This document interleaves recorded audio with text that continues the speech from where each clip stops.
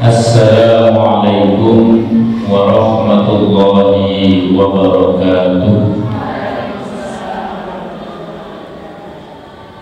Innal hamdalillah nahmaduhu wa nasta'inuhu wa nastaghfiruh wa na'udzu billahi min shururi anfusina wa min sayyiati a'malina may yahdihillahu fala mudilla lahu wa man yudlilhu fala hadiya lahu. Asyhadu an la ilaha illallah wahdahu la syarika lahu wa asyhadu anna Muhammadan abduhu wa rasuluhu la nabiyya ba'dahu. Allahumma shalli wa sallim ala nabiyyina Muhammadin wa ala alihi wa ashabihi wa man tabi'ahum bi ihsanin ila yaumil qiyamah. Qala Allah ta'ala fil Qur'anil Karim, a'udzu billahi minasy syaithanir rajim. Bismillahirrahmanirrahim.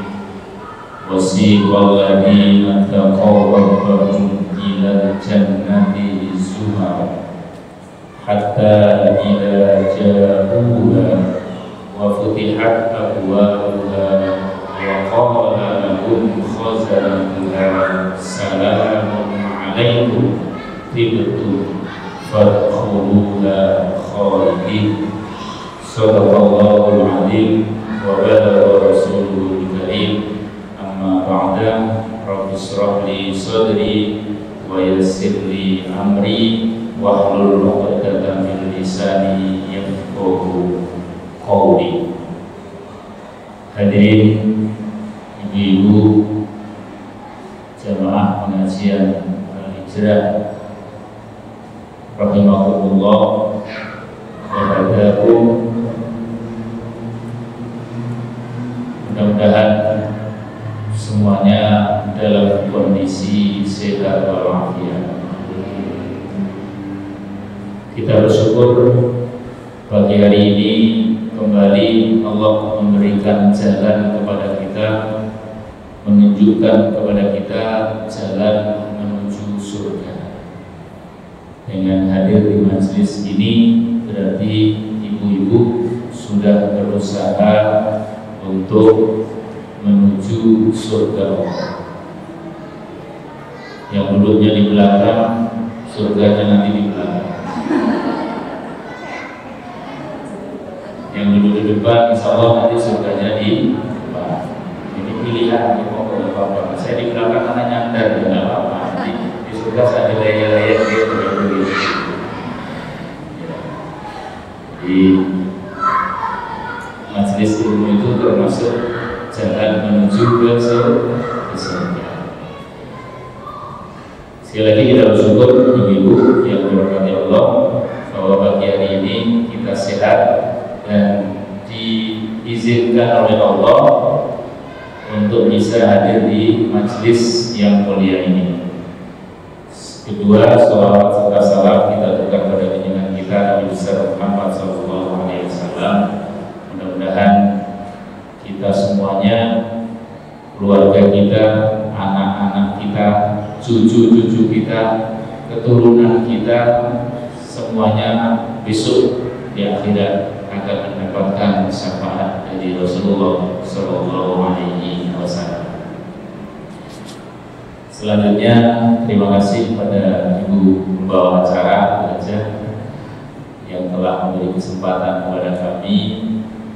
Ini sudah yang beberapa kali saya diminta untuk menemani ibu di majelis taklim ini di Rabu pagi. Saya beberapa kali endokusumo. Apa endokusumo? Menghindar gitu ya. Karena kebetulan pas harinya yang diminta itu saya berada di luar kota. Jadi among tamu loh ibu ya. Saya ini among tamunya Allah. Jadi among tamu itu kalau pergi ya lama gitu. Kadang 9 hari, kadang 18 hari, kadang 14 hari. Jadi pas hari-hari atau pas tanggal yang diminta kebetulan pas di luar kota. Ibu-ibu yang dirahmati Allah, pagi hari ini kita akan sedikit berbicara tentang jalan menuju surga. Sedikit saja, nggak usah banyak-banyak. Kalau banyak-banyak nggak cukup waktunya, 1 jam. Tadi ayat yang saya baca di surat Az-Zumar itu ayat yang ke-39, surat yang ke-39. Mohon dibuka ya, surat 39 ayat 73. Jadi bunyinya A'udzubillahi minasyaitonirrajim. Bismillahirrahmanirrahim. Wasiqal ladzina taqaw rabbahum ilal jannati zumara hatta idza ja'uha wa futihat abwabuha wa qala lahum khazanatuha salamun 'alaikum tibtum fadkhuluha khalidin. Artinya kurang lebihnya begini. Dan orang-orang yang bertakwa kepada Allah itu besok dikirim kemana? Ilal jannati, kepada surga. Zumarah dengan berkelompok-kelompok, dengan rombongan-rombongan. Ya, ingat dicatat di sini rombongan. Hatta idza ja'uha, sampailah rombongan itu ke depan surga atau ke surga. Wa futihat abwabuha, dan surga itu dibuka pintunya. Jadi surga juga ada pintunya, Bapak Ibu. Bukan ibu-ibu ya, bukan hanya masjid saja ada pintunya, bukan hanya rumah kita saja yang ada pintunya. Surga pun ada pintunya. Wa qala lahum khazanatuha, penjaga surga itu berkata kepada rombongan-rombongan tadi, salamun alaikum. Wah, selamat, sejahtera, bahagia. Betul, karena kamu sudah berbuat baik. Fadkhuluha, maka masuklah kamu semua. Rombongan-rombongan tadi itu justru masuk ke dalam surga. Khalidina, untuk selama-lamanya. Ibu-ibu yang dirahmati Allah, sudah bisa ditangkap dari ayat ini? Sudah ya? Berarti sudah selesai pengajiannya. Sudah ditangkap maksudnya. Jadi besok itu ibu-ibu, orang ke surga itu tidak sendirian. Ya tadi maka saya minta digaris bawahi, zumaro, berkelompok-kelompok, bergelombang, rombongan al-hijrah. Urutan keberapa artinya? Nomor 1, alhamdulillah. Rombongan apa lagi? Nanti ada rombongan lagi, majelis taklim yang lain, nanti ada rombongan lagi. Jadi orang masuk surga itu, Bapak Ibu yang dirahmati Allah, ini ada pasnya, jadi saya terpakai di Bapak-bapak. Jadi orang masuk ke surga itu tidak sendirian. Nah kalau sendirian yang buat kerasa nanti. Meskipun di surga itu nanti sudah gak ada bosannya, tapi ini sendirian dan sering asli itu kayak Nabi Adam sama Ibu Hawa gitu. Berdua saja, akhirnya digoda oleh setan terus turun ke bumi. Jadi Zumarah itu berkelompok-kelompok. Kemudian nanti ada pintunya. Surga itu ada pintunya. Kalau di kitab-kitab yang kita baca Bapak Ibu, ada yang menyebutkan ada 8 macam pintu surga. Ya. Ada yang mengatakan pintu surga itu banyak sekali. Ya. Dan ini biasa saja, juga masalah, karena di sini tidak menyebutkan angka. Abwab itu jamaknya dari babun. Babun itu 1 pintu, kalau abwab itu beberapa pintu. Ini membuka peluang bagi kita sekalian, ibu-ibu, Ibu bahwa yang ke surga itu banyak jalannya. Kalau bahasa Arab jalan itu Bapak Ibu kadang-kadang disebut dengan kata-kata sirat, ya. Kadang-kadang disebut dengan bahasa atau dengan kata sabilun. Ada bisa juga disebut dengan bahasa Arabnya jalan itu thariqun. Ya. Yang sering kita kenal adalah sabil, misalnya sabilillah, jalannya Allah. Kalau sirat apa yang kita kenal? Siratal mustaqim. Dan ini kita baca setiap hari minimal berapa? 17 kali. Ini kesetnya orang Islam itu minimal baca 17 kali. Itu kalau sholatnya benar. Kalau sholatnya nggak benar ya berarti nggak tahu. Sholat tapi ngelamun gitu, tahu-tahu takbir, ngelamun, rukuk lagi. Nanti habis sujud, bangun lagi, ngelamun lagi, nggak baca Fatihah, terus tiba-tiba rukuk lagi. Nah itu berarti sholatnya ngelamun. Tetapi bagi yang normal saja, minimal kita baca setiap hari kata-kata sirat itu 17 kali. Dan itu yang kita cari, ibu-ibu. Sirat itu yang kita cari. Ada ulama yang mengatakan bahwa sirat itu jalan yang lebar dan lurus. Maka ini beliau yang menafsirkan sirat jalan lebar dan lurus itu tidak setuju dengan yang kita kenal itu, ya. Apa Siratal Mustaqim itu kan jalan yang sangat kecil, gitu, yang seperti rambut dibelah 7, kemudian orang lewat banyak yang prosok karena kecil, gitu. Tapi bagi ulama ini tidak. Sirat itu adalah jalan yang lebar dan lurus. Jadi kira-kira ibu-ibu dari pengertian-pengertian yang saya sampaikan itu bisa diambil bukan kesimpulan, ya, garis besarnya ya kita yakinlah ibu-ibu ya bahwa kita semua ini nanti akan masuk surga. Percaya deh? Percaya. Pokoknya yakin saja kita insya Allah masuk surga. Kecuali yang nggak mau.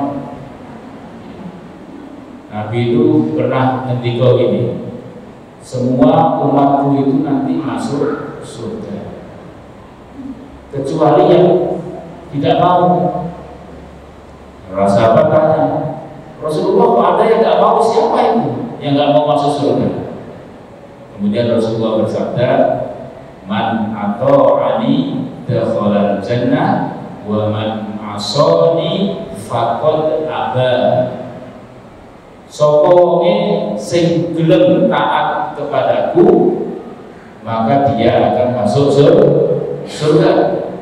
Tetapi bagi yang asal itu membangkang, menolak berittiba, menolak mengikuti Rasulullah, faqad aba, maka dia adalah orang yang membangkang.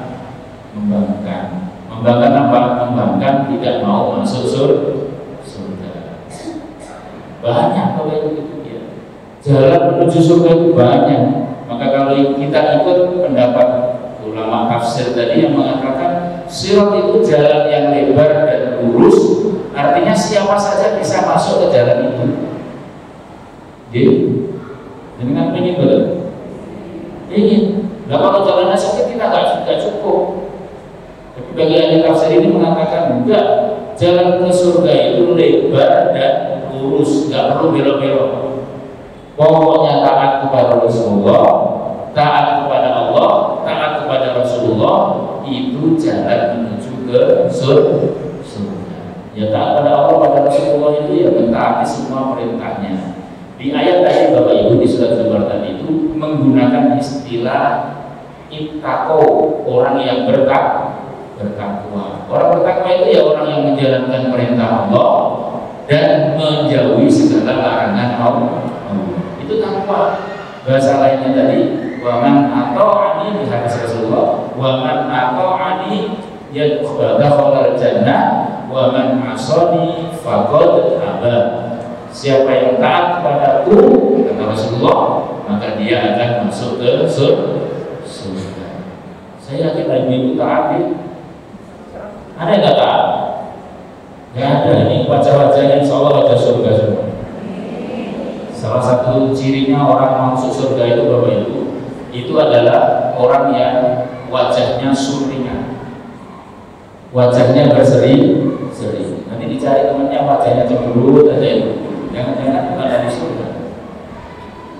Jadi salah satu cirinya adalah wajahnya berseri-seri.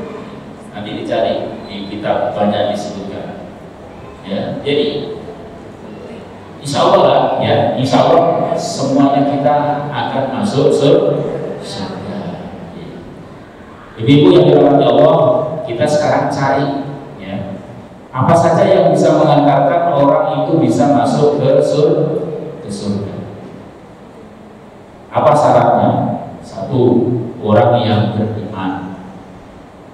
Ya, orang yang beriman itu kuncinya masuk ke surga. Orang berbuat sebaik apapun ibu-ibu, kalau dia tidak beriman kepada Allah, maka dia tidak bisa masuk ke surga. Ingat ayat di surat An-Nahl surat 97 ya. Kalau tadi Az-Zumar di 83, sekarang di surat An-Nahl surat yang ke-16 ayat 97, Allah berfirman, "A'udzubillahi minasyaitonir rajim. Man 'amila sholihan min dzakarin aw unsa wa huwa mu'minun falanuhyiyannahu hayatan thayyibah." Ini ayat yang sangat terkenal. Jadi ibu-ibu, barang siapa di ayat ini, man 'amila sholihan, barang siapa saja, gak ada yang terkecuali, beramal soleh dari laki-laki maupun perempuan, indakarin ausa, wa huwa minun, sedang dia iman kepada Allah, falanuhyiyannahu hayatan thayyibah, maka dia akan kami hidupkan, kami akan berikan penghidupan hayatan thayyibah, dengan kehidupan yang baik. Kehidupan yang baik itu salah satunya adalah dengan apa? Dengan balasan surga. Orang beriman itu ibu-ibu pokoknya enak. Ya. Maka di hadis lain itu disebutkan memang menakjubkan orang-orang yang beriman itu. Memang menakjubkan orang-orang yang Islam itu. Kenapa kok menakjubkan? Dia ketika bersyukur itu dapat pahala, dan ketika dia sabar itu pun dia mendapatkan pahala. Di ibadah kita itu ibu-ibu bukan hanya sholat, bukan hanya sholat semata. Sholat itu kewajiban yang tidak bisa ditinggal. Bukan reserve, tidak ada pengecualiannya sholat. Ibadah yang tidak ada pengecualiannya adalah sholat. Gak ada istilah orang saya sedang apa, saya lagi ngapain terus gak sholat, itu gak ada. Pokoknya sholat ini satu-satunya ibadah yang tidak pakai tapi-tapian. Sholat gak bisa berdiri dengan cara duduk, gak bisa duduk dengan berbaring, gak bisa berbaring dengan isyarat. Ketok-ketok melipatnya ngomong gitu. Dengan isyarat mata itu ibu-ibu sholat sudah bisa. Saya mau tanya ibu, kalau perjalanan sholat malam nggak di jalan? Enggak, rugi. Lu nggak ada tempat untuk sholatnya, ya sholat di kendaraan dengan cara duduk, hadapnya kemana? Ya saat ngadep gitu. Ngadep ngalor yang ngadep ngalor, ngadep ngidul yang ngidul. Kalau namanya sholat di kendaraan, nggak masalah. Kalau sholat di kendaraan harus menghadap ke barat, nanti supirnya kasihan. Jadi sholat itu, ibu-ibu di kendaraan itu salah satu enaknya itu sholatnya bisa menghadap kemana saja. Dan dengan cara duduk, dengan naik pesawat, kalau pergi haji misalnya atau umroh, dari Jakarta ke Dina, dari Jakarta ke Jeddah itu kira-kira 9 jam sampai 9 jam setengah. Kenapa pesawat itu beda-beda bisa ada dua? Nah, begitu, bayar 9 jam itu biasanya melewati masa-masa waktu sholat fardu. Waktunya zuhur, sih, tak pilot, balik sih arahin ada dua, ya nanti tabrak. Yang dua juga, banget di pesawat selian balik, seliuran, awal itu kita pulang ke atas pesawat. Ini kan balik ngecek pesawat. Maka sholat di kendaraan itu termasuk sholat yang paling enak, paling ringan karena tidak harus menghadap ke arah kiblat. Ya. Pokoknya saat ngadep-ngadepi kendaraan itu kita sholat. Jadi tidak ada. Sekali lagi ibadah bukan hanya sholat. Amal soleh itu tidak hanya sholat. Bukan berarti itu sholatnya malah ketinggalan. Aku tak ada amal soleh sing liya-liyane wae. Enggak, semuanya masuk kategori amal soleh.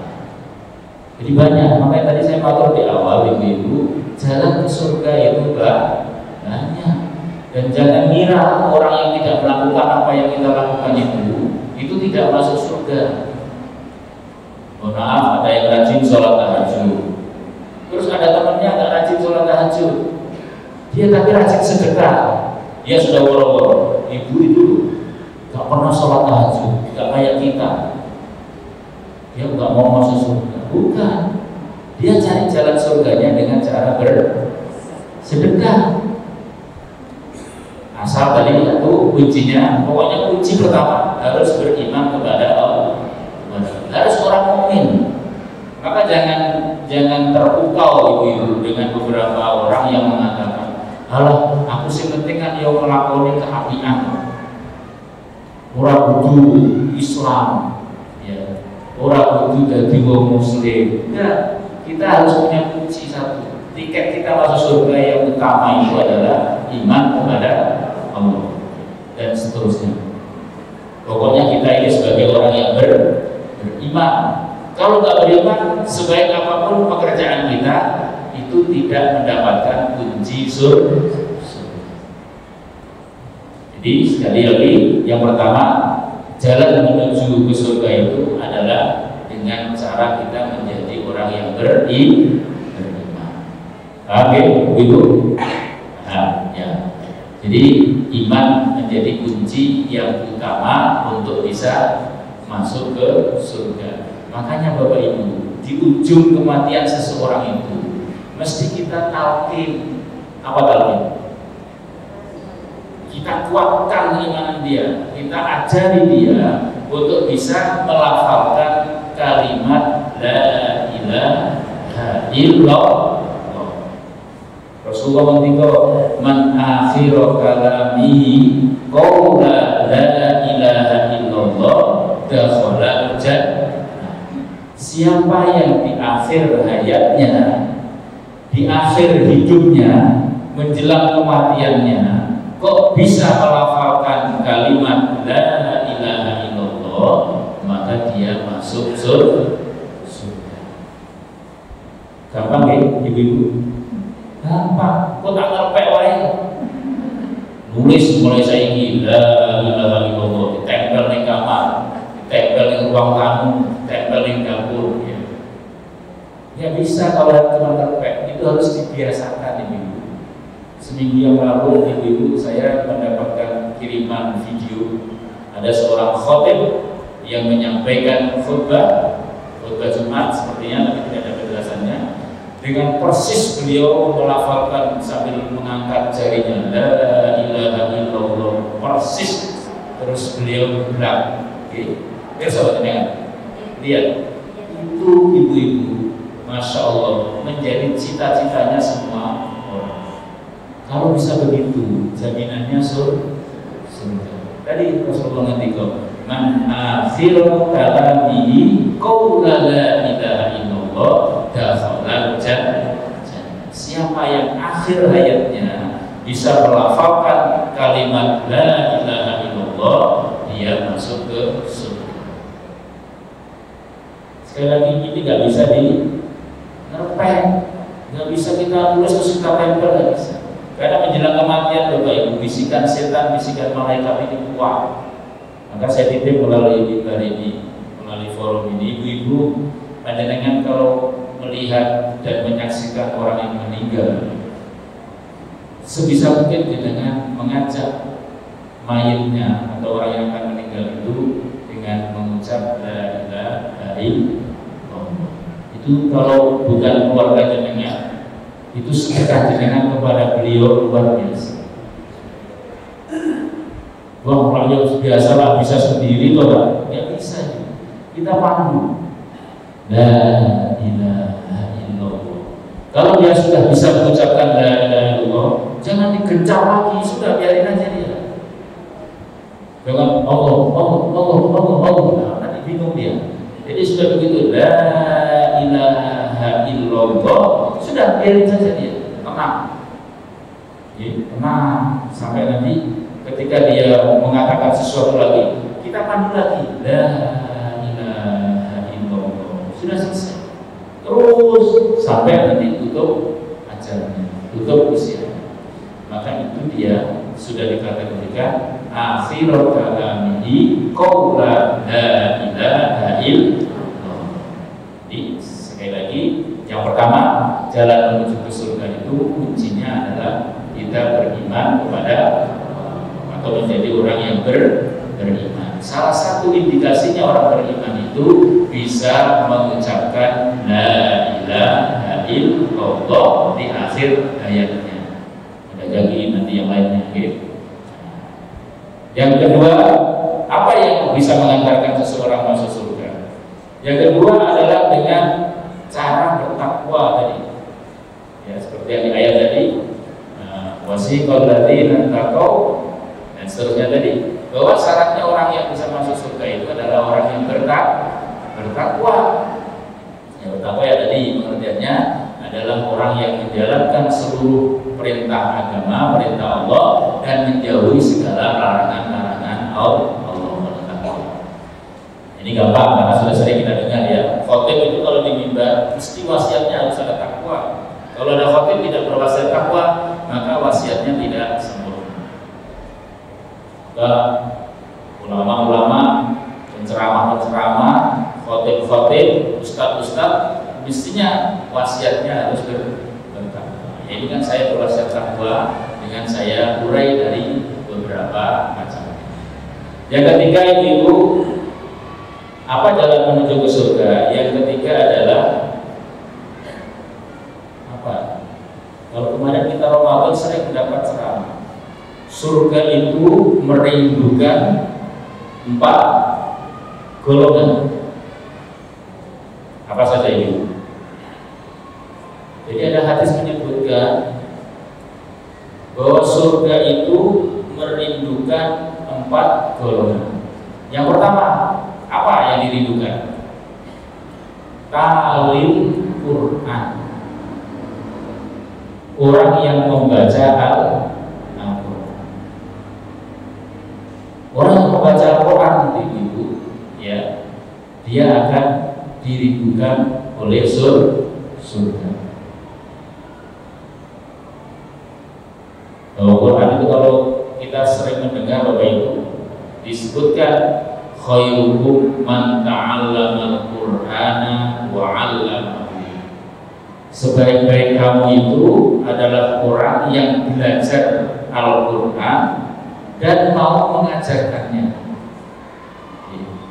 Jadi kalau panjenengan belajar membaca Al-Qur'an, meskipun baru a, ba, ta, sa, nanti kalau sudah huruf shad bingung, mana shad, mana sin, mana sya, mana sa, gitu. Mana da, mana ro, mana za, bingung. Balik lagi apa? Gak apa-apa. Kalau jenengan belajar itu dalam rangka untuk mempelajari Al-Quran, sudah dicatat sebagai orang yang belajar Al-Quran. Maka pendidikan jenengan status sosial jenengan itu naik menjadi orang-orang yang terbaik. Khairukum man ta'allamal Qur'ana wa 'allamahu. Sebaik-baik orang itu adalah orang yang belajar Al-Qur'an dan mau mengajarkan. Ya, satu ta'lil Qur'an. Maka ibu-ibu yang belum bisa, jangan segan-segan, jangan malu-malu belajar membaca Al-Qur'an. Masih ada yang belum bisa baca? Gak ada ya? Kalau yang sudah bisa, ditingkatkan belajarnya. Yang sudah agak lancar, terus ditingkatkan. Ibu-ibu, maka tadi ayatnya sebenarnya penjelasannya banyak. Zumaro itu tadi Pak, ibu-ibu, bergelombang-gelombang, berkelompok-kelompok itu banyak penafsirannya, banyak contohnya, banyak kita kaitkan dengan hadis-hadis Rasulullah. Ada, ini saya tambahkan dari yang membaca Quran. Besok itu ibu-ibu, di surga itu malaikat Jibril diperintahkan oleh Allah. Jibril kumpulkan orang-orang yang ahli membaca Al-Quran, dikelompokkan. Nomor 1, rombongan 1, ini kelompoknya orang-orang yang belajar Qurannya masih pakai yang paling dasar. Rombongan kedua yang kira-kira sudah mulai agak bagus bacaannya. Rombongan ketiga orang-orang yang sudah bagus bacaannya. Terus rombongan berikutnya orang-orang yang sangat hebat bacanya. Mungkin kelasnya sudah kori gitu ya, sudah suaranya merdu, suaranya enak gitu ya, seperti Imam Masjidil Haram itu Bapak Ibu ya, luar biasa suaranya ya. Gak ada yang gak enak. Jadi kalau perhatikan, ada Tusani, ada Sudes, ada Mahir ya, ada siapa Suren, ada Syekh Bandar Balila, ada Syekh yang lain itu semuanya nggak ada suaranya nggak enak, semuanya suaranya enak dengan gayanya masing-masing. Enak suaranya nggak? Khalil enak, Jibril enak, semuanya enak. Kalau di Madinah ada Hudayfi, yang lainnya juga enak. Nah ini kelompoknya mungkin kelompok beliau-beliau. Apa Bapak setelah dikumpulkan itu, Allah memerintahkan, ayo silakan membaca di hadapan Allah. Jadi yang bagus suaranya dapat kesempatan pertama. Orang koli-koli tadi yang bacaannya bagus mendapatkan kesempatan pertama untuk baca Al-Quran di hadapan Allah. Nanti dia akan baca Al-Quran. Begitu dibacakan sudah, kemudian beralih lagi ke kelompok yang ketiga, kelompok yang kedua, dan kelompok yang pertama. Tapi apa yang kita ambil kesimpulannya? Semua orang yang baca Al-Quran tadi itu ada antri di depan surga.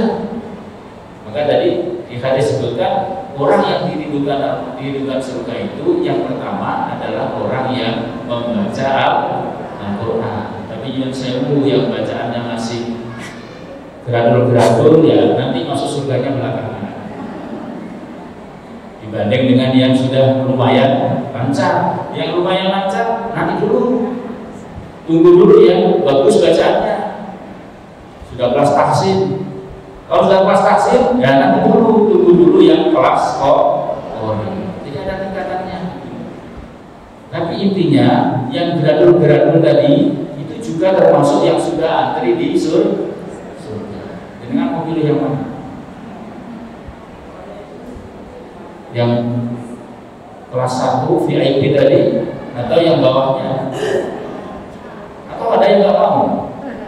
Mau ya? Mau. Jadi orang yang membaca Quran itu termasuk orang yang dirindukan surga. Yang berikutnya yang dirindukan surga itu adalah hafidhul lisan, orang yang bisa menjaga lisannya. Ibu-ibu, ada ungkapan begini, salamatul insan fi hifdil lisan. Selamatnya manusia itu tergantung seberapa bisa dia menjaga lisannya. Yang saya ibu-ibu, surga itu tidak melihat gantengnya seseorang. Ya, surga itu tidak lihat cantiknya seseorang. Ada kriteria masuk surga ganteng. Karena aku badan harapan itu. Ya, kalau kriterianya nggak ada, saya nggak masuk itu. Jadi nggak ada kriteria orang masuk surga karena gantengnya, orang masuk surga karena cantiknya. Kalau di sini jelas hafidul lisan, orang yang bisa menjaga lisannya. Hati-hati ibu-ibu ya. Kalau ada hafidul lisan itu yang banyak disorot ini justru ibu-ibu. Oke. Ada dokter siapa? Aisyah Dahlan yang di YouTube yang terkenal itu dokter itu beliau pernah menjelaskan apa angka itu, saya nggak paham angkanya. Beliau menjelaskan pokoknya kalau bandingkan angka itu, laki-laki itu hanya 10.000, itu perempuan sudah bisa sekian puluh ribu. Artinya kalau dengan tanya bapaknya, Pak mau kemana? Malioboro, sudah jawabnya begitu. Tapi kalau gantian ibu-ibu yang ditanya oleh bapak, Bu mau kemana? Apa Malioboro kalau lewat ini, hampir ini ibu fisik terus begini, jawabannya itu lebih dari sana. Artinya memang apa berarti? Lisannya perempuan itu lebih gampang untuk berkata-kata, itu lebih gampang. Saya nggak tahu istilah ilmiahnya. Tapi setiap kali menjaga lisan itu, sorotan yang paling tajam itu ibu-ibu. Meskipun banyak juga yang laki-laki ember itu juga banyak. Enak laki-laki ember? Ada ibu, banyak juga. Tapi kenapa yang jadi korban itu ibu-ibu? Jenengan, kalau anak itu dididik oleh bapak-bapak, mesti ngomongin kurang lancar. Baca. Dibanding dengan dididik ibu-ibu itu cepat mengajak anak-anak bisa lebih gampang ngomong tuh ibu. Jangan kasihkan bapak-bapak kalau anak-anak mau bilang mau belajar bicara. Gak banyak nanti bicara. Tapi kalau ibu-ibu, macam-macam. Seperti anak sopo itu tetap katanya anak siapa ya? Itu anak sopo, bapak sopo. Pokoknya kembali orang yang bisa masuk ke surga itu atau yang dinantikan surga adalah hafidul lisan, orang yang bisa menjaga lisan. Matur, bukan hanya ibu-ibu, tetapi sorotan yang banyak itu diarahkan kepada ibu. Maka ibu yang majelis al-ijrah ini harus bisa menjaga lisannya. Jangan ikut-ikutan orang yang di luar itu. Biarin aja lah orang yang lain itu, biarin aja apa adanya. Ibu-ibu saya matur, orang itu kasusnya berbeda-beda. Ya, orang itu persoalannya masing-masing. Orang itu kemampuannya berbeda-beda. Nggak bisa kita samakan dengan kita tidak bisa. Wah ibu itu loh ini nggak beragama, pakai baju itu nggak urut dari atas ke bawah, nggak urut. Ini ada merah, ada kuning, ada biru. Nah itu biarin aja, nggak apa-apa. Saya kemarin bapak ibu tersentak oleh ceramahnya seorang habib. Dia mengatakan ternyata kita ini belum pernah menyadari kalau kita di dunia ini hanya casing saja. Kita ini belum penampatan yang sesungguhnya. Ibu-ibu ternyata saya baru ngeh kemarin. Besok di surga itu manusia itu akan disamakan tingginya. Berapa tingginya? 60 dirok. Satu dirok itu satu gini. Ini berapa senti? Kalau ini setengah meter gitu ya 60 cm. Berarti tingginya seseorang nanti di surga itu rata-rata itu 30 meter. Jenengan berapa? Ada 2 meter? Maka jenengan ini belum, bentuk aslinya itu belum. Maka nanti diyakinkan ke bapak-bapaknya ya, Pak, jenengan melihat saya ini meskipun kelihatan bunder, meskipun kelihatan kayak bintik, ini saya belum wajah aslinya. Terus kapan aslimu? Jenengan jaga ya. Kalau mau lihat aslinya wajah saya, nanti di akhirat di surga kamu akan melihat wajah asli saya. Kalau masuk surga, turun di masuk surga, biar nanti tahu kan jenengan wajah aslinya jenengan sendiri itu kayak apa nanti di surga. Sekarang itu baru penampakan saja, belum aslinya. Tapi ditinggikan. Jadi tingginya Nabi Adam itu, Ibu Hawa itu 60 dirok, 30 meter. Ini masjid ini berapa meter? Nggak tahu. Ada 10 ya. Ini kali 3. Nah, itu tinggi-tingginya kayak gitu. Nah sekarang kita baru segini aja sudah gaya. Badan ini belum wujud aslinya. Wujud aslinya itu nanti kita di surga. Maka kalau ingin melihat wujud aslinya ya mulai sekarang siap-siap masuk surga. Jadi ya talil Quran, hafidhul lisan. Yang ketiga apa? Ibu-ibu, orang yang dirindukan Al-Quran itu adalah amul jihad ya. Amul jihad itu orang yang suka memberi makan kepada orang yang kelaparan. Ini arti letternya, arti aslinya. Maksudnya apa ibu-ibu? Bahwa orang yang gemar bersedekah itu adalah orang yang termasuk dirindukan surga. Satu tadi talil Quran, orang yang membaca Al-Quran. Kemudian yang kedua hafizul lisan, orang yang bisa menjaga lisannya. Yang ketiga wa'in'amul ji'an, orang yang gampang memberi makan ketika orang sedang kelaparan. Kasih ingat ada hadis yang mengatakan kalau ibu-ibu masak itu disuruh masak yang banyak. Kalau jenengan damel gulai, ya dibanyakin masaknya. Karena nggak mungkin tetangganya nggak cium, gitu. Kalau tetangga jenengan cium bau masakan panjenengan, itu seharusnya jenengan ngasih makan sebagian ke tetangganya, meskipun kuahnya. Ibu ya tego, bapak ibu ya. Masa kita ngasih cuma kuahnya, jenengan makan dagingnya, tetangganya dikasih kuahnya dong. Ya nggak tega ya. Maka caranya gimana? Ada nggak cara masak yang tidak bau tetangganya? Ada nggak alatnya? Kok menjadikan bapak ibu ya? Ya dikasih lah kalau memang ada yang tidak. Kecuali kalau memang masaknya terbatas, ya gimana lagi? Kalau kira-kira ada disisakan, dibanyakin. Gitu ya. Gampang memberi makan orang yang lapar. Jangan malah sembunyi-sembunyi. Dari malam itu saya bingung. Saya ngisi pengajian dapat berkat banyak. Ini kok dikasihkan kemana malam-malam? Ya akhirnya setengahnya saja. Jadi sekali lagi wa'in'amul ji'an. Ini waktunya masih ya 4 jam lagi ya. Kembali yang ketiga, memberi makan orang yang ji'an itu orang yang lapar.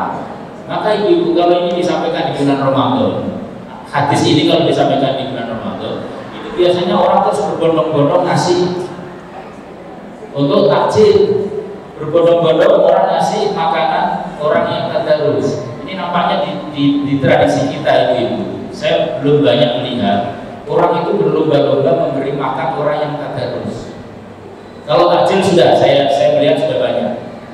Yang tadarus ini kadang-kadang kelewatan, masih harus dikoordinir oleh takmirnya. Kalau jangan sadar ibu, memberi makan orang yang membaca Quran, memberi hidangan atau menjamu orang-orang yang belajar membaca Al-Quran, itu jenengan sama dengan orang yang menjaga keluarganya Allah. Jadi orang yang gemar membaca Al-Quran itu, gemar yang membaca Al-Quran, belajar Al-Quran itu disebutnya sebagai orang yang menjadi keluarga Allah. Kita hanya sama sahabat Rasulullah, apa iya Allah itu punya keluarga di dunia? Siapa itu Rasulullah? Rasulullah jawab, keluarga Allah di dunia itu adalah orang-orang yang membaca Al-Quran. Mungkin tahun depan lagi, karena ini Ramadan itu sudah lewat. Jadi jenengan tidak hanya konsentrasi memberi takjil saja. Lihat orang yang di masjid panjenengan, yang di dekat masjid panjenengan itu siapa, berapa orang yang di dalam masjid. Gak usah banyak-banyak, belikan aja pisahan itu satu itu untuk yang tadarus itu senangnya luar biasa. Dulu waktu kecil ibu saya tadarus itu bisa sampai malam saya, ya sampai jam 12 malam saya tadarus waktu kecil saya. Kenapa? Saya senang di kampung saya itu kalau ada orang tadarus itu dikasih hidangan, ada pisang rebus, ada kacang rebus, ada makanan-makanan yang kadang-kadang tidak saya jumpai di rumah. Jadi senang. Ya karena anak kecil kalau ada makanan mesti senang. Ya ternyata ini saya baru menemukan setelah gede-gede ini.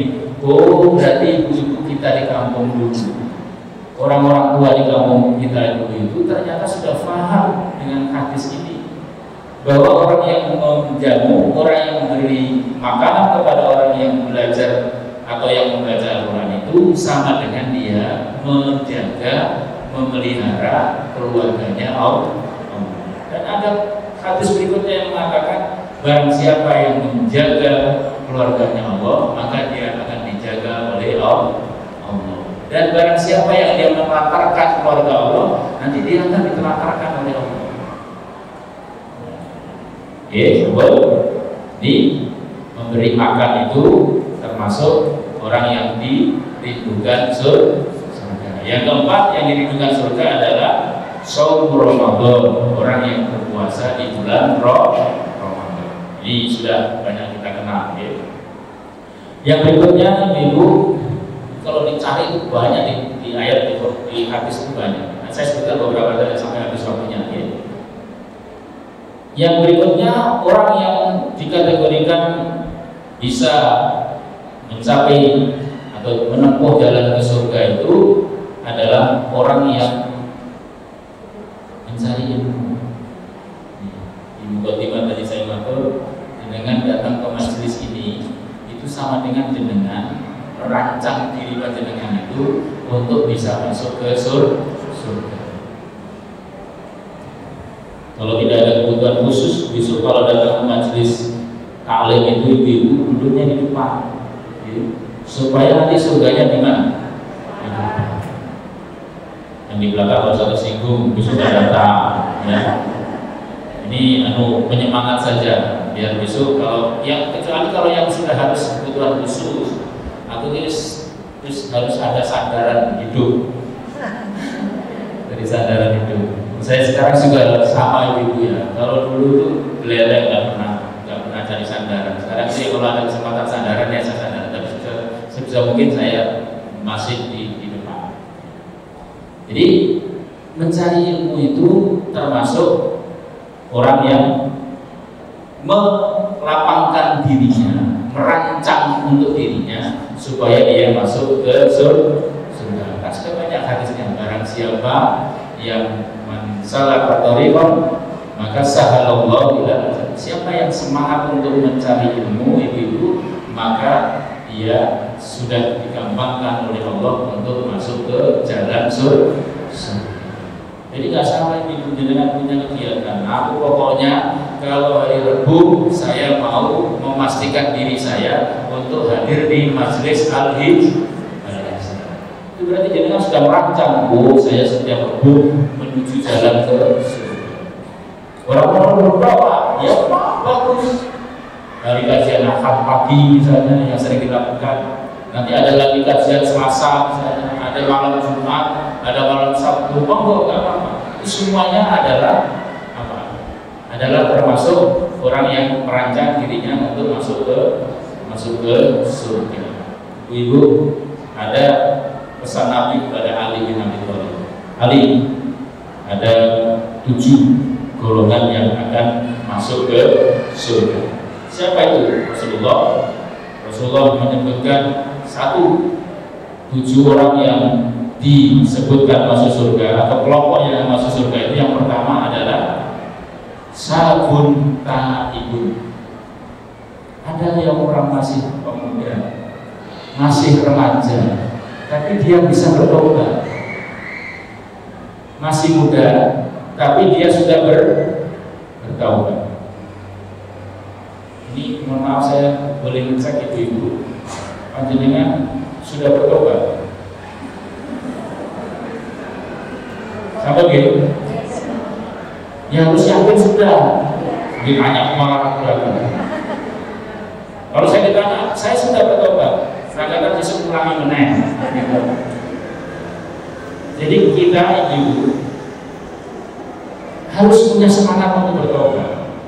Ini jenengan sujud sholat mau sebetulnya doa biar dikasih rezeki bertobat. Allahumma inni as'aluka husnal khatimah. Allahumma rizqna taubatan nasuha qabla maut. Kemudian Allahumma ya muqallibal qulub tsabbit qalbi ala dinik. Jadi beberapa ulama termasuk muftinya Arab Saudi bin Baz itu menyebutkan jangan sampai ditinggalkan ketika sujud di dalam sholatmu itu membaca doa ini. Apa? Allahumma inni as'aluka husnal khatimah. Allahumma rizqna taubatan nasuha qabla maut. Allahumma ya muqallibal qulub tsabbit qalbi ala dinik. Hafal betul? Hafal ya? Jangan dibaca Indonesianya. Orang-orang baca Indonesianya nggak boleh. Kalau kita sholat nggak boleh baca selain dengan menggunakan lafal. Itu protes. Jadi ini Arabisasi. Ini urusannya bukan politik, ini urusannya kali Allah. Pokoknya kalau sholat itu nggak boleh baca dengan bahasa yang lain-lain. Nggak boleh Allah Akbar diganti dengan Allah Maha Besar. Sama artinya, tapi beda. Ya apa gitu kalau mau itu tadi? Ya. Jadi kita minta yang pertama, ya Allah berilah kami atau saya memohon padamu akhirkanlah hayat kami dengan husnul khotimah. Salah satu cirinya tadi saya matur man akhiru kalamihi qaula la ilaha illallah dakhalal jannah. Salah satu husnul khotimah itu cirinya adalah dengan membaca la ilaha illallah. Maka yang datang belakangan saya ulang sedikit, kuncinya dengan kalau mendampingi orang yang mau meninggal, bimbinglah dia untuk bisa membaca kalimat la ilaha illallah. Gimana kalau diganti dengan Allah Allah? Ini banyak yang masih belum klik. La ilaha illallah mau diganti dengan Allah. Maka ada orang yang mengatakan enggak, pokoknya kalau kalimat la ilaha illallah dan ditunggu sampai selesai la ilaha illallah, sudah biarkan saja. Nanti kalau bilang aduh tambahin lagi, diulang lagi la ilaha illallah, sudah biar, kalau dia tenang sudah biarin aja. Jangan dikejar la ilaha illallah, bingung nanti dibiarin. Kalau nanti membuat yang itu sudah pernah bilang mati, sudah apa yang dilakukan? Nangis. Biasanya gitu, nangis itu yang itu nangisnya, nangis dulu. Gak apa-apa, kita tegel-tegel gini. Sebenarnya banyak ajaran yang diharuskan kepada calon orang meninggal itu banyak gitu. Jadi kalau ini saya uraikan nanti nggak selesai. Dan itu ya. Kemudian di antara lain, nah kalau diikutkan yang disampaikan Rasulullah, saya lompati saja. Yang terakhir kata Nabi, orang yang masuk surga itu kata Ali seperti yang disangka Nabi, man zakhama al-ulama fi majlisihim. Orang yang apa kalau bahasanya itu? Bahasa sederhananya gini. Orang yang sering nimbrung di majelisnya para ulama. Termasuk dengan ini. Jadi orang yang nimbrung di majelisnya ulama itu termasuk calon penghuni surga. Makanya jangan nggak usah khawatir. Tadi saya matur, jangan ini kira-kira yakin nggak masuk surga? Yakin, tidak? Ya, karena jangan sudah melakukannya. Saya hanya menegaskan saja. Siapa yang bersemangat untuk berbondong-bondong di majelisnya ulama, majelis ilmu, maka dia termasuk orang yang akan masuk ke surga. Baik, ini sudah jam 9:30.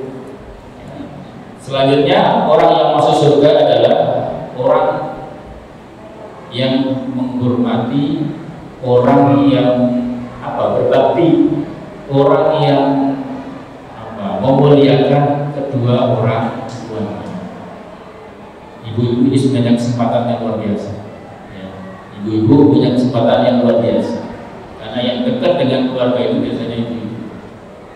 Dengan sebenarnya gampang masuk surga. Ibu-ibu sebenarnya gampang masuk surga. Termasuk kalau kita bisa menghargai, kita bisa menghormati, kita bisa berbakti kepada kedua orang tua kita, itu termasuk kunci menuju ke surga. Ada lagi, sedikit aja kalau sudah. Insyaallah sudah paham, okay? Yang berikutnya, ibu-ibu kalau mau masuk surga, syaratnya lagi gampang lagi, yaitu taat kepada suami. Ibu-ibu kalau sudah sholat fardu 5 waktu dikerjakan, ya, kemudian puasa di bulan Ramadan. Yang ketiga, taat kepada suami, itu sudah dijamin masuk surga. Sayangnya kalau dijelaskan taat pada suami banyak yang protes. Ada majelis ilmu Bapak Ibu di satu tempat, saya menjelaskan detail taatnya istri pada suami itu. Berikutnya saya nggak bincang lagi, karena mungkin jelek gitu ya. Kok sasarannya perempuan terus? Saya ingin mengatakan saja sebenarnya bahwa ibu-ibu itu jalan menuju ke surganya gampang dibanding suami. Kalau jenengan ini, kalau suaminya nggak mendidik panjenengan, terus jenengan itu naudzubillah min dzalik masuk neraka, itu jenengan sebelum masuk neraka geret dulu suaminya. Dulu, aku masukin surga atau masukin neraka kenapa? Nah, kamu nggak melakukan ini. Terus tanya, saya nggak diajari sama suami saya. Terus nanti Allah panggil dulu suaminya ibu siapa ini? Suruh datang, ditanya, suaminya ibu ini, benar nggak kamu selama di dunia nggak ngajari istri untuk taat padamu? Benar. Dengan masuk surga, suaminya dimasukkan ke neraka. Karena kewajibannya mendidik istri itu ada di suami. Tidak usah panjang-panjang ini nanti dengan pokoknya taat pada suami. Silakan diterjemahkan sendiri. Yang berikutnya, orang yang bisa masuk surga itu, ini yang hari-hari ini banyak orang ingin mendapatkannya dengan cara menunaikan ibadah haji dan umroh. Al-umratu ilal umrati kafaratul lima bainahuma wal hajjul mabrur laisa lahu jazaa'un illa jannah. Umroh yang satu ke umroh berikutnya itu menghapus dosa di antara keduanya. Wal hajjul mabrur, haji yang mabrur tidak ada balasan lain kecuali surga. Insyaallah ibu-ibu sudah banyak yang tidak haji, yang belum siapa? Yang belum masuk. Oh, tinggal sedikit, alhamdulillah. Semuanya sudah punya tiket ke surga. Yang belum, kita doakan segera bisa berangkat ke tanah suci untuk bisa menaikkan ibadah haji dan umroh. Saya mendapatkan doa dari kiai saya ibu. Ya, doanya sederhana. Allahumma a'inna 'alal haji wal umroh. Ya Allah, tolonglah saya untuk bisa menunaikan ibadah haji dan umroh. Kemudian saya tambahi doa itu dengan doa Allahumma rzuqna hajjat wa umroh. Ya Allah, berilah kami rezeki yang cukup supaya kami bisa menaikkan ibadah haji dan umroh. Saya tambahi lagi Allahumma ja'alna minal haji wal umroh. Ya Allah, jadikanlah saya, jadikanlah istri saya, dan jadikanlah anak-anak keturunan saya termasuk hamba-hambamu yang bisa menunaikan ibadah haji dan umroh. Saya dulu rajin ibu membuat tulisan ini, saya titipkan pada orang yang mau pergi haji. Terakhir saya tulis tulisan itu 2006. Ya, 2006 saya tulis doa itu, saya pesankan ke yang saya titipi, Pak, Bu, tolong doa ini dibacakan nanti di tempat-tempat yang mustajab, utamanya di Arafah. Saya tulis Allahumma a'inna atau Allahumma, karena saya ganti nama saya dari gini, Allahumma a'in Zainul Arifin hajjan mabrur. Ya Allah, tolonglah Zainul Arifin untuk bisa menunaikan ibadah haji dan umrah. Alhamdulillah doa ini diijabah oleh Allah. Itu 2007 saya diberi kesempatan untuk berangkat ke tanah suci. Dan ketika di Arafah, saya ingat doa itu, saya ingat siapa diri saya tidak tahan untuk menangis. Kalau di tempat-tempat lain saya masih bisa menahan nangis, tapi ketika saya masuk ke Arafah, saya tidak tahan untuk mengeluarkan air. Terharu. Banyak orang mencibir kita, ibu-ibu ya. Banyak orang yang merendahkan kita. Ternyata di tahun itu saya diberi kesempatan oleh Allah untuk bisa ke tanah suci dan bisa berwukuf di Alhamdulillah. Maka dengan yang belum, gak usah pesimis, gak usah kecil hati. Insya Allah kalau dengan yakin dengan apa yang ditakdirkan Allah, dengan insya Allah akan sampai ke tanah suci untuk menunaikan ibadah haji dan karena apa? Karena janji Allah, orang yang hajinya mabrur itu termasuk jalan menuju ke surga. Ya, itu ibu masih ada waktu seberapa menit ini? Ibu saya. Moga kalau ada yang ditanyakan, moga. Assalamualaikum. Susah nggak mendengarkan? Ya, ini nggak repot jawabnya ya, ibu-ibu. Memang ini problem saat ini itu ya. Saya atur pelan-pelan supaya pendengar bisa memahaminya. Kalau tidak ada maksud ibadah, mudah-mudahan Allah tidak menggolongkan kita termasuk hambanya yang ikut ke sana. Ya, kalau tidak, itu aja kuncinya ya. Yang kedua, apakah orang yang selain Islam itu masuk surga? Keyakinan kita satu aja, bahwa syarat masuk surga itu adalah orang yang beriman. Salah satu kuncinya orang beriman itu adalah bersyahadat, asyhadu an la ilaha illallah wa asyhadu anna Muhammadar Rasulullah. Kenapa tadi saya sering mengatur dengan lafaz la ilaha illallah? Nanti di surga itu ada satu pintu yang tulisannya la ilaha illallah. Dan pintu ini hanya dilewati para nabi, ya, para anbiya, para rasul Allah yang masuk ini. Siapa lagi yang masuk sini? Para syuhada, orang yang mati syahid. Orang-orang siapa lagi yang masuk ke surga ini? Orang-orang yang shodiq, orang-orang yang selalu berperilaku, berucap, bersikap yang shodiq, yang benar, yang baik. Ya nggak tahu lah, kita ini nggak tahu bisa masuk yang mana nanti. Apakah bisa nyusul ke situ? Bisa saja, bisa saja.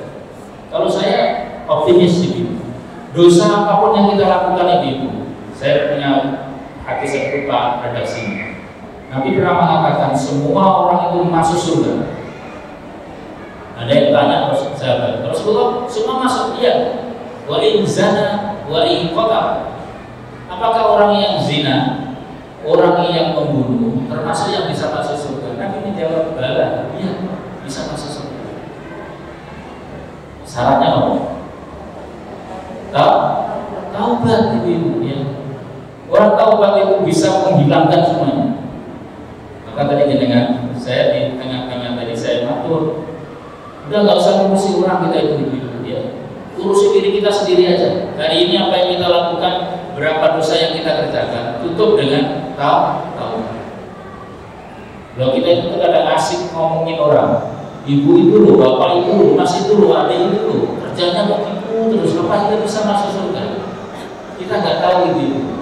Jangan-jangan dia di malam hari, ketika orang lain tidur, terus dia bangun, ambil air wudhu, terus dia bertobat pada Allah, dan taubatnya diterima oleh Allah. Apa yang terjadi ini? Bahwa orang yang taubatnya diterima itu habis dosanya. Tidak ada lagi. Nah, kalau kita kaitkan dengan hadis Nabi, wa in zana wa in qatala, meskipun dia seorang pezina, meskipun dia seorang pembunuh, kalau tobatnya diterima oleh Allah, masuk surga. Dan kita ini masih asik buat dosa. Kita masih asik ngomongin orang yang berdosa, itu masih asik. Padahal orang yang kita omongin itu sudah bersih. Apalagi nanti di akhirat dia mesti menuntut. Loh, ternyata di dunia dulu saya dirasani toh sama ibu siapa ya? Saya sebut aja misalnya Bu Ani misalnya. Ada namanya Bu Ani. Mohon maaf, ini contoh saja. Karena saya teringat nyanyiannya Roma Irama. Ani itu aja, bukan karena apa-apa gitu. Jadi orang ternyata saya ini dirasani loh selama di dunia sama Ibu Ani. Nanti di akhirat menuntut, ya Allah, saya di dunia dulu ternyata dirasani sama Bu Ani. Terus apa mau? Ya sesuai dengan janjimu. Orang yang merasani itu nanti akan mengambil dosanya orang yang dirasani. Oh, kita pede saja Bapak Ibu ya. Kita di dunia ini karena merasa sering sholat gitu ya, sering sedekah, sering tahajud, sering macam-macam. Tapi lisan kita tidak bisa menjaga tadi, kafir lisan tadi. Ngomongin orang saja. Nanti di akhirat dituntut. Dosa kita ditambahi dengan dosa yang orang kita omongin. Pahala kita diambil, diberikan kepada orang yang kita rasani tadi. Duh, pelan-pelan nih ini, maka nanti di akhirat itu banyak orang yang apa? Orang yang bangkrut. Nanti sudah dibahas ini orang yang bangkrut itu orang yang datang dengan pahala yang besar di akhirat, tapi pahalanya dia habis untuk menanggung dosanya. Termasuk dosa yang banyak adalah dosa ketika orang merasani orang lain. Kuncinya dari balik pertanyaannya, orang masuk surga menurut keyakinan kita itu harus melalui kita harus menjadi orang yang beriman. Kalau itu keyakinan kita tidak kuat di situ, nanti bilang dia kalau saya pentingkan api gitu kan, akhirnya begitu kan. Banyak orang-orang yang mengatakan kalau yang penting kan kita sudah berbuat baik. Mau Allah juga tahu, Allah juga pirsa, ya dia tahu, tapi kuncinya kita tidak punya. Kalau kita punya rumah, ya kita ibaratkan terus semuanya pintu terkunci, ada satu kunci yang harus kita punya supaya bisa masuk ke ruangan-ruangan itu, dan kuncinya itu kita tidak punya, ya kita tidak bisa masuk. Gitu? Yang kuncinya tadi adalah itu akidah kita kalau itu ya, jangan goyah, itu akidah kita. Jadi kita harus tegas mengatakan orang yang tidak beriman menurut keyakinan kita, menurut akidah kita, menurut ajaran agama kita tidak bisa masuk ke surga. Itu keyakinan harus dibuat. Oke, kata dulu ya. Sampai ada yang lain? Gak ada ya? Alhamdulillah kalau gak ada berarti jelas. Intinya semuanya satu, kita yakin insya Allah kita termasuk penghuni surga. Amin ya. Caranya bagaimana? Caranya mari kita melakukan kebaikan yang bisa kita kerjakan. Bisanya sholat tahajud dikuati. Bisanya sedekah, sedekahnya dikuati. Meskipun sedikit ya. Afdhalul a'mali indallahi adwamuha wa iqol. Ibadah amal yang utama di sisi Allah itu adalah yang rutin dikerjakan meskipun sedikit. Tapi jangan ambil sedikitnya, ambil rutinnya. Rutin tapi ya banyak. Nanti ambil cuma yang penting sedikit. Hasilnya hartanya miliaran, sedekahnya 1000 ya. Itu gurih itu surga itu. Ini emperan-emperan, emperan setengah aja. Jangan sama lah, kalau orang yang punya penghasilan banyak ya sedekahnya banyak. Kalau yang cukup ya cukup sedekahnya. Yang sedang tidak punya ya sedikit, misalnya apa. Dan orang yang belas ya apa-apa. Subhanallah, walhamdulillah, wala ilaha illallah, wallahu akbar. Itu sedekahnya, gantinya sedekahnya bagi orang yang tidak bisa bersedekah. Nah, ini nanti kalau bahas banyak lagi, sudah cukup ya. Kurang lebih maaf, ini kalau gitu tapi mudah-mudahan bisa ditangkap ya apa yang menjadi hikmah di pagi hari ini. Mudah-mudahan Allah akan kita menuju ke surganya. Wallahu a'lam bishawab. Aqulu qouli hadza fastaghfirullah li wa lakum fastaghfiruhu innahu huwal ghafurur rahim. Assalamualaikum warahmatullahi wabarakatuh.